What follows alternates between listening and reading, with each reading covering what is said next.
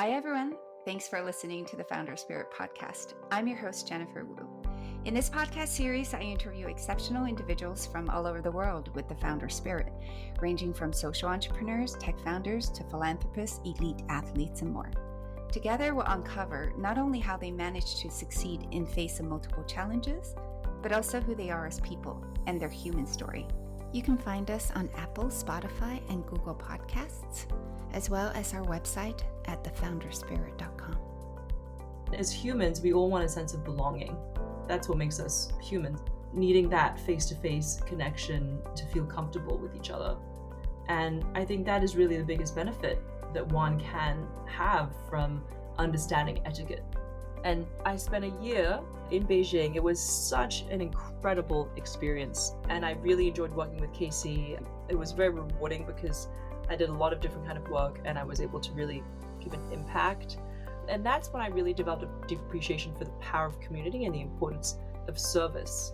And instead of just achieving personal success, it's really important to use your skills and resources to benefit others.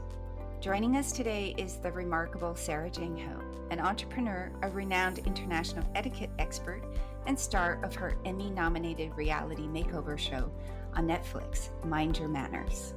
The 6-episode series chronicles how she transforms students' lives by teaching them manners, letting go of the obstacles holding them back, and giving them the confidence to shine in any situation. A native of Hong Kong and a true global citizen, Sara was inspired by her late mother and founded China's first finishing school, Institute Sarita, helping people become their best selves. She is also the author of the best-selling etiquette book in Chinese, Finishing Touch, and currently writing her second book in English, due out in 2024.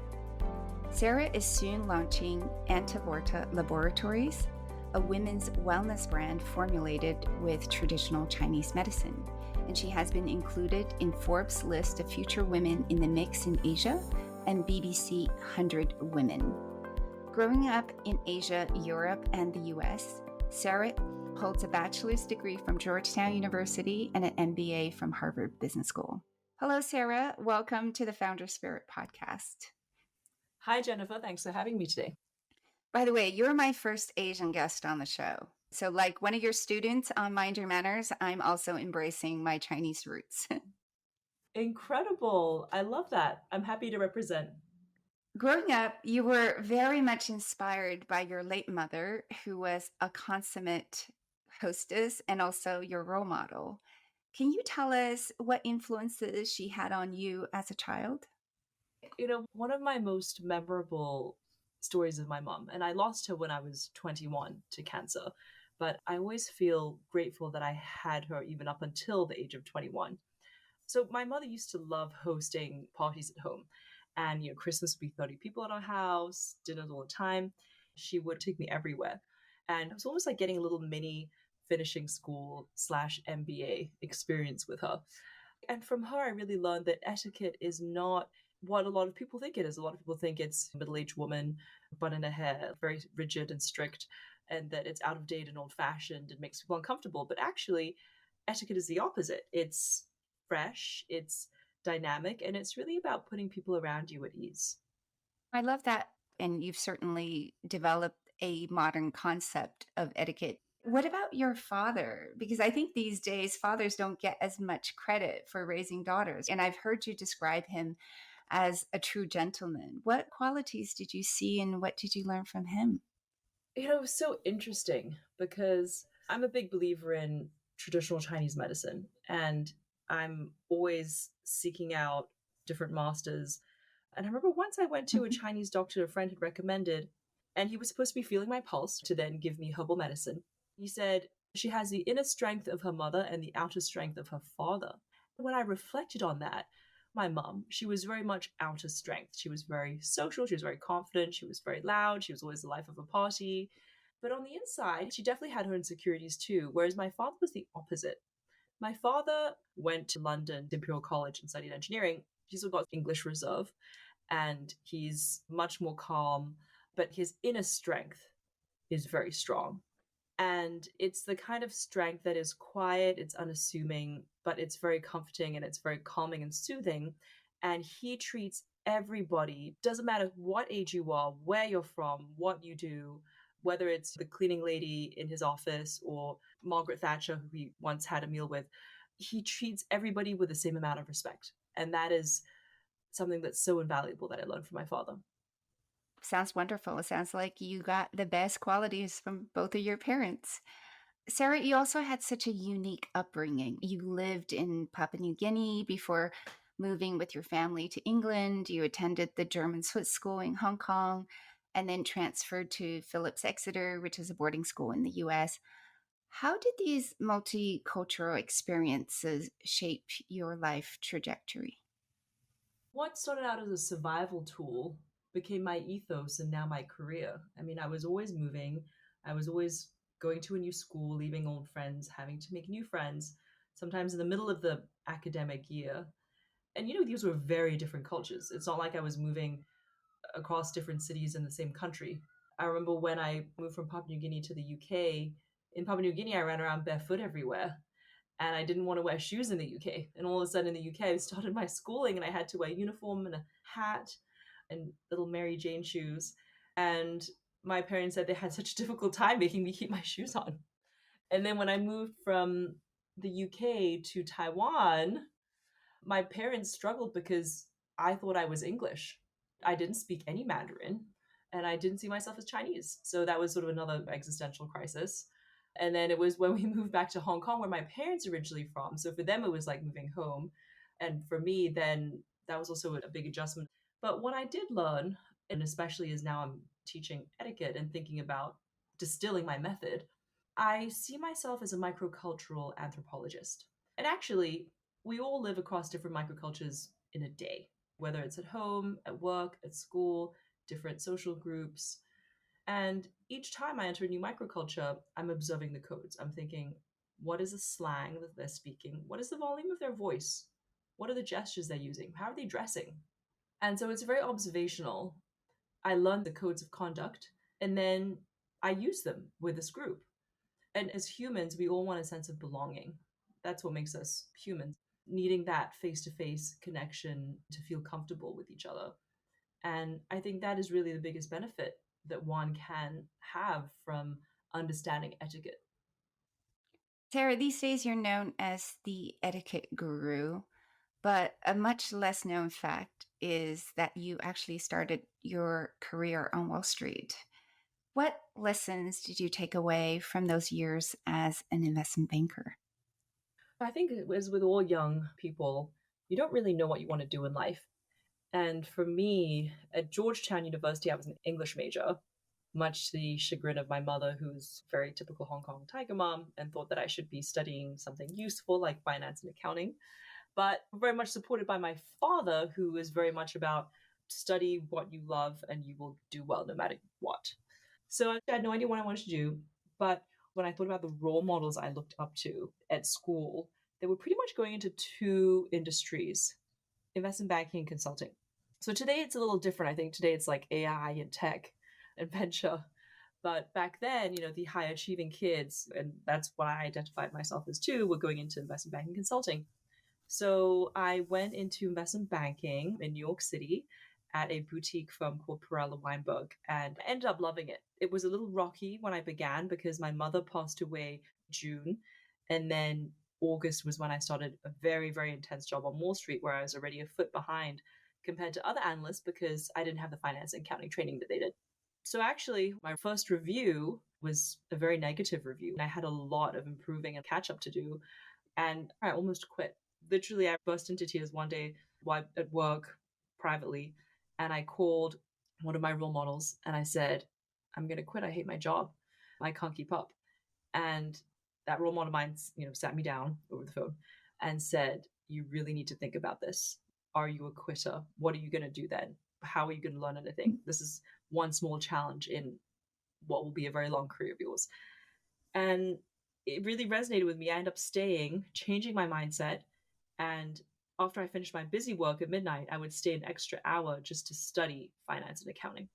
And of course, those times on Wall Street, it's so intense. We'd go into the office at 9:30.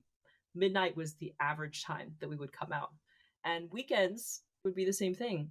But I have to say, that by the time I completed my 2-year analyst program, I learned so much. I loved it. I loved my work. I loved my peers and my bosses. And I'm still very, very close to them to this day. Every time I go back to New York, I visit the office and I visit Joseph Perella, who is a dear mentor to me. That's wonderful. It sounds like of all the lessons, you really took grit with you for the rest of your life. And after spending 2 years on Wall Street, you joined a non for profit in China, providing microfinance loans in rural China. How did this opportunity come about, and what motivated you to make such a big shift to the opposite end of the spectrum, not to mention the other side of the world? Yeah, well, when I was on Wall Street, I actually got involved at the same time with Wokai, WOKAI, which was this microfinance nonprofit. And it was very exciting. BBC called them the Facebook for farmers in rural China, so that John Smith, sitting in New York City, could scroll through the Wokai website, see profiles of different farmers in China who said, I need $300 because I want to grow crops, or I need $500 because I want to grow piglets. And it was founded by two American girls, one of whom was living in Beijing running the business. They were in China on a Fulbright scholarship studying microfinance and ended up setting up this nonprofit. I thought it was very meaningful, and they were just about to launch. They had little chapters in all the major cities in the US.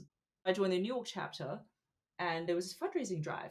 So I went to every single banker at Perella Weinberg, and I wasn't shy about asking them, would you like to make a donation?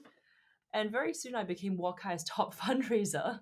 So Casey Wilson, the CEO at the time, reached out to me and said, can we chat about fundraising strategy? So we would chat very regularly. And I really respected and admired what she was doing. I realized that she needed a lot of help. And as my 2-year analyst term was coming to an end, I said, how about I come work for you? And she said, we can't afford you. And I said, well, you don't have to pay me. I would really like an opportunity to live and work in mainland China. And also, I really like you and what you're doing. So I just want to come help you. And I spent a year in Beijing. It was such an incredible experience. And I really enjoyed working with Casey. It was very rewarding because I did a lot of different kind of work and I was able to really give an impact. And that's when I really developed a deep appreciation for the power of community and the importance of service.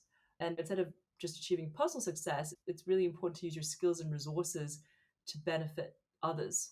And it's funny, I went from high finance to microfinance, from working on teams that were serving CEOs of listed companies to understanding a farmer, how he was running his business of growing pigs, but then his pigs were getting too fat and couldn't make the 30-kilometer walk to the market to be sold. It was delightful. Oh, that's a beautiful story. So from there, you went on to Harvard Business School. Is it true that you almost failed out of HBS? It is. It is. I hope no one will judge me. It's very funny. As I entered Harvard Business School, my dad said, Sarah, I don't have many expectations of you, but I just hope one thing, that you do not fail out of Harvard Business School. And I was like, Dad, I was cum laude at Georgetown. I was studying. I had very good grades. And I was like, are you kidding me? And my dad just kind of had this like Confucian look and said, I know my daughter. So I went in, and all my friends were second years, and they told me the grades are on a bell curve. So top 10% get a grade 1, bottom 10% get a grade 3, middle 80% get a grade 2. And it was really, really hard to get a grade 3. And I was like, well, it's impossible to get a grade 3. And I'll just float in the middle and I'll get a grade 2. I'll be fine. So first of all, I went to every single class. I absolutely loved my classes. Did most of my reading because that would help me get a lot out of class. And I loved listening to the professors and engaging in conversation and hearing my peers. But I never studied for exams. I'd take the exams cold because I just thought, it's impossible to get a 3. And to me, it was very clear I wasn't going to Harvard Business School in order to get a 4.0 GPA because I didn't want to work for Goldman Sachs or a McKinsey afterwards. I wanted to do something more alternative. I was coming from nonprofit. So I do a finance modeling to see what was the bare minimum I could get away with in order to pass. And so I just made it to year 2, and then it was senior spring. I did an independent study, did all my exams, and there's this 2-week break between when classes finish and its graduation. And I actually did a trip to China. I remember I got an email during dinner from my professor and said, Sara Jane, you didn't make the revisions that we agreed you would make in your essay that you handed in. So As a result, I'm not going to be able to give you a 2. I'm going to have to give you a 3. So I'm sitting there in this restaurant with friends in Shanghai, and I'm like, if this 2 becomes a 3, I'm not going to graduate. And I immediately left and I redid all those revisions and then submitted again. And I just graduated with the skin on my back. And I don't think I ever told my dad because I didn't want my dad to grumble and say, I told you so. So even to this day, my dad doesn't know. Sounds like a self-fulfilling prophecy. Uh, but Tell me maybe about if it. he hadn't mentioned that, you would have done just fine, Sarah. Yeah, if he had mentioned that, I might have studied Um, for my tests. exactly. Now, let's talk about Institute Sarita. I'm curious, how did the idea come about, and what inspired you to open China's first finishing school over a decade ago? I was a full time volunteer for a nonprofit. And this commitment to public service has always been a driving force, even behind my work at Institute Sarita. So, going beyond the traditional etiquette or finishing school model, I actually saw it as an opportunity to help legions of female leaders in China to help them acquire a deeper understanding of the world and also to help them develop their own communication style in a country where, unfortunately, gender stereotypes are still far too prevalent. Especially 10 years ago in China, I was often the most Western exposed Chinese person in the room. And I saw how this gave me an advantage. So, moving back, I made it my mission to democratize such an advantage, firstly with the etiquette school. And then over time, as I gained confidence with that, I adopted other formats to include those with lesser means, whether it was via podcasts, talk shows, social media, or now eventually a Netflix show. So, it's been 10 years now, and I really honestly had no idea what I was doing when I think about it. I'd done a stint at Swiss finishing school, which I absolutely loved, but I also knew that it could not be a carbon copy. There had to be a lot of changes and had to be localized. I tried to do some research on what finishing schools existed in China, but just to show you how Western my frame of mind was, I was Googling, and as you know, Google does not work in China. China has its own search engine called Baidu, which I didn't even think to use. And I had a lot of challenges when I moved to Beijing. Firstly, my Mandarin was very basic. I was conversational, but I was a product of English speaking education. So when I came back, even just trying to explain what I was trying to do in Mandarin was a struggle. And I had a tutor in Beijing. She was a professor at Tsinghua University. And as I was trying to explain to her, right, in very broken Chinese, she looked at me and said, your Chinese is not good enough for you to do what you're trying to do. How about this? I'm going to send over students from Tsinghua University to your house. You give them free classes, and in return, they will help you write your PowerPoint and your teaching notes. Pretty much like 3 times a week, there'd be a couple of students, and I would project the PowerPoint up onto a white wall at my house. I'd also prepare dumplings for them to eat, and I'd be teaching them the correct pronunciation of foreign luxury brands and also how to identify whether a piece of pan fried foie gras is good quality. When you cut through it, there should be no leakage. It shouldn't be soggy. It should be clean as pudding. So you can imagine these kids, they're mostly from third and fourth tier cities and they're brilliant kids. But the look on their faces, I was like, am I going in the wrong direction? But they helped me with my teaching notes, my PowerPoint. And after that, I did what is the best way to learn language, especially Mandarin, memorize. So every single one of my modules, I memorized all my teaching notes and I just be like a voice recorder. So that was kind of my one big challenge that I overcame. And in fact, when people ask me today what my greatest personal achievement is, I actually say that it's achieving fluency in Mandarin because China's a hard nut to crack, especially I was very much a foreigner coming in. Even though I am ethnically Chinese, I was still very much a cultural outsider.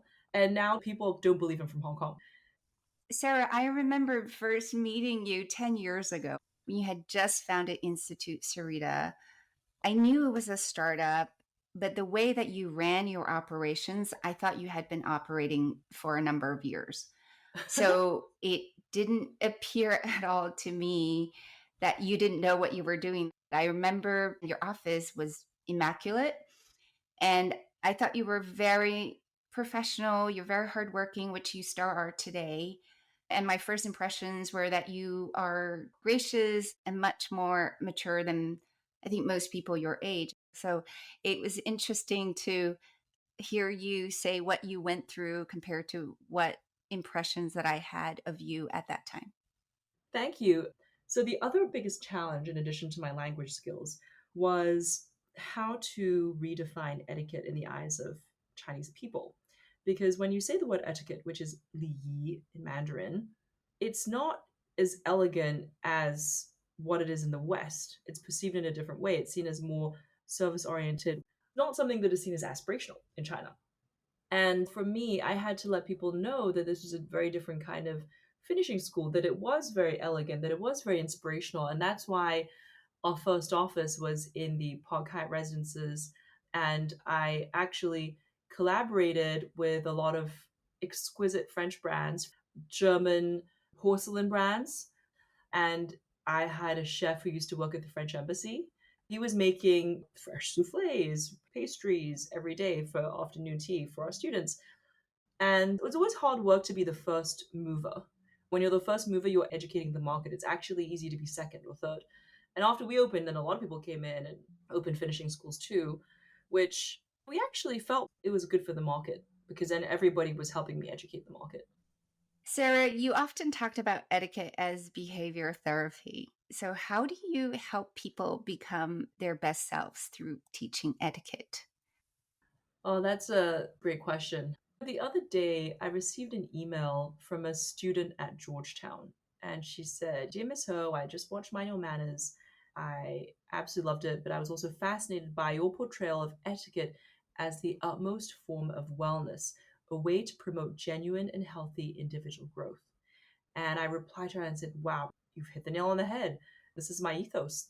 So when we think about what goes on today in the world, people don't know how to communicate anymore. There's an absolute lack of etiquette. We see this on Twitter, workplace bullying, street violence, even in politics. I feel, what happened to statesmanship? And so I feel that every aspect of life needs an injection of etiquette. And now there's a huge distrust of thy neighbor, right, which is deepening day by day, especially in the US. The social fabric is fraying. Every day I read a fresh story of epic rudeness and even violence. And after the epidemic, people have come out of lockdowns atomized and alone. So my approach is about increasing your confidence in social interactions. And even for a lot of my students, which you also see in my show as well, is that it helps them break the cycle of loneliness and enables them to achieve a sense of belonging. So that's how it's like behavioral therapy. It works from the outside in, because by changing our behavior through the power of etiquette, we change our lives. Let me give you an example. I had a student, she was very sweet, from northern China. Her father enrolled her in my course. Her father's a very successful businessman, and he was complaining that his daughter was painfully shy. So he managed to find me and send his daughter my way.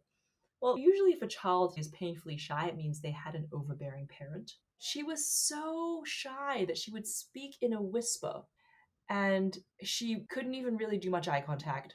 So when we went to a restaurant, I said, "I want you, when the waiter next comes, to look him in the eye and smile and tell him the food is very good. Thank you." And I said, "And don't whisper it. In your mind, you need to yell it, but in everybody else's mind, it's normal volume." So she did this. And then when we left the restaurant, I said, "I'd like you to proactively look at the host and say, 'Thank you. I will come back again because the meal was so good.'" She did it. And then I had to cut her hair because her hair was so long down to her waist and she would wear black head to toe, which I said from feng shui wise is really not good. It's too much yin energy. So when you think of yin and yang, yin is the negative, yin is the feminine, yang is the sun, yang is the bright. I was like, "You're way too yin right now. Go buy some colorful, bright clothes." And then I said, "Your homework for the next 30 days is that you have to initiate conversation with one stranger each day. And I want you to send me a weekly report." And a week later, she told me to change her life. She said it began when she got on the plane to fly back to northern China and she struck up a conversation with the person next to her and ended up having a very pleasant conversation.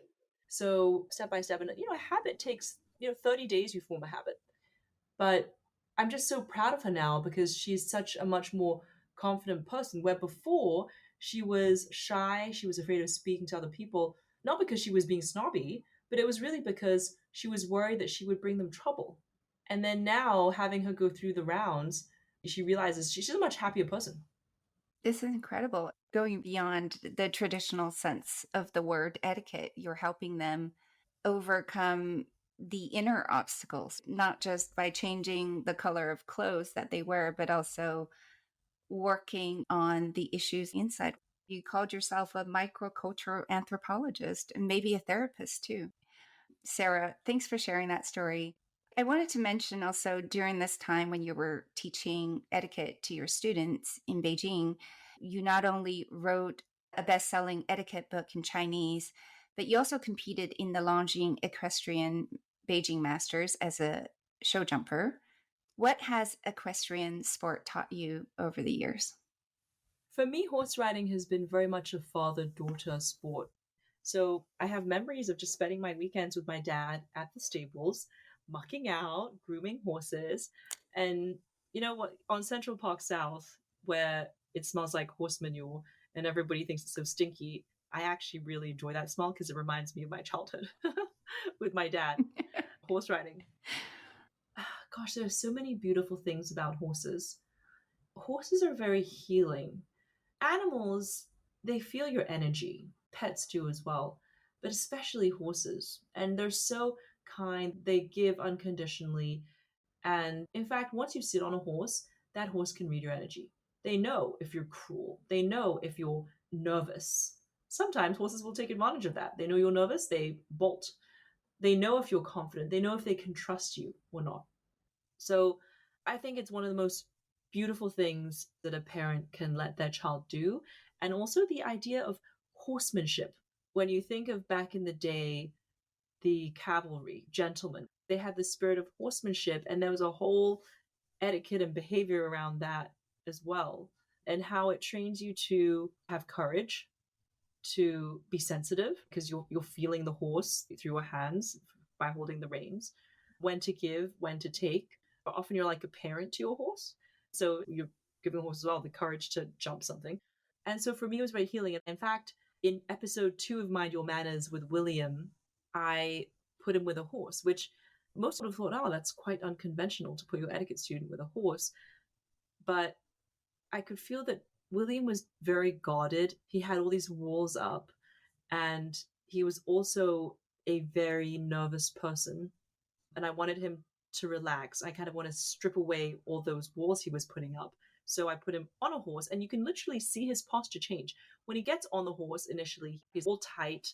But then as we go through the motions and he comes to trust the horse and to move his body with the horse, like being in partnership with this 11,000-pound wild animal, you see him relax and he's able to hold his head up high and sit up tall. And then I put him face to face with the horse. And it was a very emotional moment for him where he actually said, I think I'm crying a little bit now. So that's to me what horses do to people. That nonverbal communication. What you teach people to do is to read the room. Sara, I think for people who don't know you, it must feel somewhat intimidating to meet you for the first time. What have been some people's reactions over the years when you tell them that you're an etiquette teacher? Usually what happens is that if we're having a meal, as soon as they find out I'm an etiquette teacher, the people sitting close to me get very nervous. And it's really funny. And in fact, just the other day, we were at a Michelin restaurant, and there were a couple of girls I was meeting for the first time, but they'd all watched the show. And one of them said, oh, I'm so nervous eating with Sara after watching Mind Your Manners. I hope I mind my manners. And I just started laughing. Actually, I'm a very relaxed person. And some people do ask me, does it really bother you if you have a meal with somebody and they have really like terrible table manners? And I say, actually, it doesn't bother me. I choose not to let it bother me. And I also don't bring it up. I won't point out something to the other person unless they're my student, where they're paying me, or unless they actually ask me, is this the right way I should be eating my oyster? Is this the right way we should be eating bread?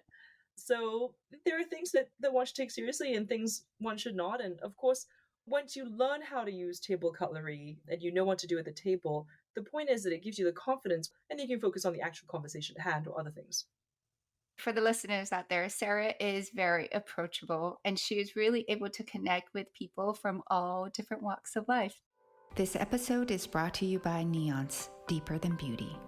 Neonce is a science-based Swiss luxury skincare and nutritional supplement brand focused on activating the body's natural ability to rejuvenate and regenerate for a more vital, youthful, and energetic appearance. Powered by groundbreaking furnace biotechnology, its award-winning formulas with the exclusive Swiss Glacier Complex combine over 100 powerful, natural, active ingredients with leading clinical research. One of my favorite products from Neonce is the Collagen Hyaluron Beauty Booster, which is a nutritional supplement that I've been taking for the last 3 years. As its name suggests, it contains high concentrations of marine collagen and hyaluronic acid, as well as multiple essential vitamins and minerals. It comes in a powdery mix, and I drink a sachet of it every morning with water. And for me, this is the super easy beauty ritual that helps to boost not only my skin and hair, but also my bones, nails, and joints. It's 100% made in Switzerland, free from gluten, lactose, and sugar. So I hope you'll give it a try. You can find Neonce online at neonce.com. That is NIANCE.com. As listeners of my podcast, you can benefit from 15% discount by using the promo code TheFounderSpirit15 on neonce.com. Again, that is NIANCE.com. I want to shift gear to Mind Your Manners, which came out in November 2022 on Netflix worldwide and recently got nominated for a Daytime Emmy in the lifestyle category. So congratulations, by the way. Well done. How did this opportunity come about of making your own reality makeover series? Yeah, well, I was just very lucky. A lot of shows take years to get greenlit and, pitched around all these different platforms. But for me, they found me. They'd heard some news about me and what I was doing, teaching etiquette in China. I put together a sizzle reel, and then it got greenlit in just a matter of months. And we were supposed to shoot, but unfortunately COVID hit, which is why the shooting was delayed for about a year and a half. But I think what I'm really grateful to Netflix for, and I think also the reason why they remain ahead of the game in terms of other streaming platforms, they're always ahead of the curve. They always look for different ways of telling stories. So I think that while most people would have thought, oh, an etiquette show, gosh, like that's just so disconnected from everyday, it's so old fashioned. But Netflix just completely saw that what I do is so much more than that. And I'm grateful that they were able to bring my method to a global scale as opposed to just China. And it's an unscripted show. It's a very real journey of students, and the transformations there are all real. I actually prefer to call it observational documentary filmmaking because every high is high, every low is low. The emotions are so real. And that's what my classes are like too. My class is usually about 10 people or sometimes even smaller. And I've become very close with my students. I think that to be a good etiquette teacher, you have to be invested in your students. And the crux of etiquette is empathy. So teaching takes a lot out of me, actually, emotionally. And in China, we talk about qi-chang, right? It can be loosely translated to mean energy or vibes. And I'm vibing with my students all day long. So their fears, their hopes, their dreams, I'm always thinking about them and how I can help them be their better selves. And every person has a different story. My students, they come to me for etiquette, but the reason behind why they want to come is different. For some, maybe they just recently had a divorce and their self-confidence is a bit low. For some, maybe they just got married and they want to be the best wife they can be to their husband or the best mother to their children. So it's quite interesting. I found it very unique. And I think for those of you who haven't seen it, the series is really a bit of a Queer Eye meets Marie Kondo and East meets West. I know this because I binge watched it twice, most recently last week. And I found it to be very heartwarming and very uplifting. And I have to say, when it first came out, I sent the link to a couple of my girlfriends, and one of them immediately pinged me the next day and said it is much deeper and much more thought provoking than I had expected. So I misjudged her. But your show, it's not just about the outside, it's much more about the inside. And to your comment about empathy. I could feel watching the show how much empathy you had for your students. I remember in the first episode with Stephanie, you made her take off her makeup. And then you also took off your own makeup at the same time to support her, which was just a beautiful moment for me. And it also features a wide range of people from different cultural and ethnic backgrounds. And I love the human element behind every episode because I felt like in some way I could relate to each of your student on the show. Yeah. A lot of people think that etiquette is one big knot. Like, you cannot do this, you cannot do that. But to me, etiquette is like one big can that you can achieve anything you want to achieve.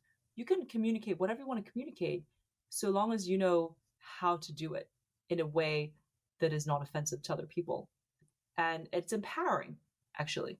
And when I'm with my students, I'm not telling them how to be. It's more about being mindful, and then they take their own journey. I'm a big fan of the show. Sarah, what was the most enjoyable part for you during the production process? Filming the show changed my life, not just from being the biggest thing I've done in my career to date, but on the ninth day of shooting, I ended a 4-year relationship, which should have ended much sooner, really. It was an on and off again relationship that was long distance. But more importantly, it really wasn't the right relationship for me. But I was hanging on to it because I thought, oh, I've invested X number of years, maybe it can work out. But I really wasn't very happy. And it took me something as intense as production and filming a Netflix show to, well, number one, realize I had no space for anything that was not nourishing in my life. And number two, I was like, hang on, I'm teaching my students to be their best selves. But over here, I'm in this relationship that is really bringing me down. And so on day 9, we were actually going to Steph's house, episode 1, and I was like, I'm done. And I sent off a WeChat message. So that was life changing. And I'm the type of person where once I break up, I pour myself everything into work. And then, funnily enough, as soon as I got back to Shanghai, my now husband slid into my WeChat messages. And basically, from first date to getting registered was 7 months. And that was a year ago. And I just feel very happy that I found somebody who really nourishes me and I have so much fun with and who makes me a better person. So that was one big life changer on the show. In terms of like my favorite thing, the crew was just so incredible. I was so lucky. At the end, I started bawling and I said to them, I couldn't have done a better show with a better group of people. You guys are just top of your game, so professional. We were like a family. There was no drama. And some of them had 20 years of experience working on production. They said that this was the most positive, happy crew and production team that I've ever been on. I think you could see that in the show. You can really feel it, Sarah. Just watching the series, you get a sense that there's a lot of positive energy coming from you and also the students. So I would imagine that atmosphere is permeated through the crew. We had so many laughs. We had such good times. And I wasn't supposed to shoot with this crew. We were supposed to shoot January of 2020 in China, in Shanghai. But then COVID happened. So everything was put on pause. And it was only because Australia handled COVID well, mainly because they were so strict with closing their borders. And by the way, a lot of Hollywood had moved to Sydney during that time and was shooting in the States. They said, we're going to fly you in and then just rebuild your school, do a set, everything. And I was learning so much from the team. And it was really incredible. And I actually spent my birthday on the set, December 5th. One of my favorite photos is me holding a birthday cake, blowing out the candle, and with the whole crew. One of the other aspects that I really enjoyed about the show is that you're really bridging the East and the West, and you introduce many aspects of the Chinese culture throughout the series, including having this woman eat kanji, playing mahjong, and taking one of your students to see a traditional Chinese medicine doctor, but also this concept of feng shui. Can you explain to the audience what feng shui is and how you incorporate feng shui in your life? Yeah. Gosh, I grew up with feng shui masters running around the house. Coming from Hong Kong, where we place a lot of importance on feng shui. So feng means wind, shui means water, wind, water. But feng shui is just about how things feel. And when the feng shui is good, you can feel it again because it's energy and it's vibes. It's very broad ranging. Westerners mostly understand it as rearranging your home so that everything flows into place and is auspicious. It can also cover things such as choosing auspicious dates to hold ceremonies, fortune telling. This is all considered part and parcel of feng shui. How your home is, this is where you spend most of your time. So if it's messy, if there's a lot of stuff that's piled all over the place, stagnant energy, if there are dark corners, if there are ashes, whether it's from pets. After one of the episodes showed, a lot of people messaged me on Instagram saying, I read that it's not good feng shui to put your dead fish or dead pet in your garden. What about my father's ashes? I have his urn in my bedroom. And I'm like, oh. So it's a balance of yin and yang, and it's also a balance of 金木水火土, which is the 5 elements. So, metal, wood, water, earth, fire. When I go into a space, I'm already kind of thinking about, okay, how do I make the space better? And so it's just very authentic to me. And even today, every week I get acupuncture. I'm always going to my Chinese doctor. I put in mahjong because Bunny, she needed to go back to her roots. And I knew that she would benefit from having group therapy session with the Chinese ladies. And it would make her more familiar and comfortable to do it over mahjong because that's intergenerational bonding. What was interesting is because I just did these without a second thought, to me it was like, okay, let's put this in. And what's interesting is that a lot of Asians reached out to me saying thank you for, well, number one, finally showing Chinese culture in a cool and elegant way. And secondly, for the even representation of Asian culture. Like even our students, one spoke Mandarin, she was from mainland China. Joey was from Hong Kong, she only spoke Cantonese. Siok was from Singapore. She spoke a little bit of both, but neither very well. And then Jessie, she took my course in Beijing in 2015 along with her mother. So that really touched me. And then secondly, a lot of viewers of the show reached out to me and said, your show opened my eyes to Chinese culture. Please recommend a traditional Chinese medicine doctor, just like the one in the show. I live in Orlando, Florida. And I'm like, And some even said, I found one, but he's white, and I feel he's not authentic. I want a Chinese one, which I just thought was really put a chuckle on my face. So part of my mission, in addition to empowering women, is bridging East and West. And especially, I see myself as an international woman, as a citizen of the world. When I'm in the States, I feel very American. When I'm in China, I feel very Chinese. But it's important to me as well just to share there's so much in Chinese culture that can and should be shared with the world, just like there's so much in Western culture that is shared in the East. A happy product of the show was building this bridge. So coming back to traditional Chinese medicine, you are now launching Antevorta Laboratories, which is a women's wellness brand formulated with traditional Chinese medicine. What inspired you to start yet another venture? I've always considered myself an informal student of Chinese medicine. And for Antevorta Laboratories, I've teamed up with my friend Annie. Her grandfather actually founded TCM clinics in Taiwan in the 30s, which are operational to this day. According to traditional Chinese medicine, a woman's health begins in her ovaries. The health of your reproductive system is representative of your health as a whole. Even when you get your period, this is like a report card on your health. Are you going into early menopause? And there's a lot of talk about how you really shouldn't do anything for your vagina. But the thing is that, yeah, that worked during cavewoman days, but now women are exercising, you're going to the gym, you're taking antibiotics.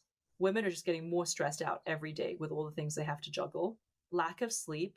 All these things will affect your vaginal health. Yeah, it's great to do nothing if we're back to caveman days.